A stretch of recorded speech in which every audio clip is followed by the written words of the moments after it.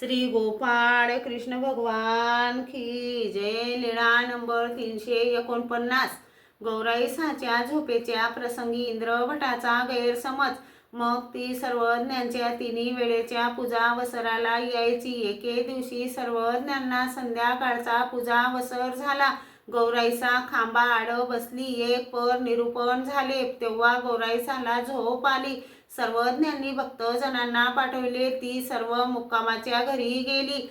नंतर सर्वज्ञांचे संध्याकाळचे जेवण झाले. गुडणा केला. बाईसाने सुपारीची खांड दिली. पानाचा विडा करून देत होती तेव्हा सर्वज्ञ म्हणाले, पा बाई, आत कोण आहे?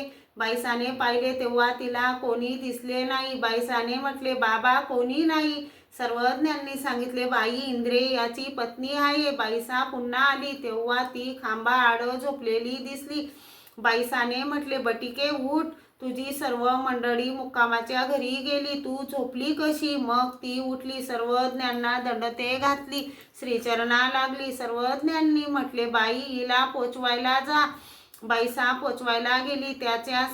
त्यांच्या स्वाधीन केली. श्री गोपाळ कृष्ण भगवान की जय.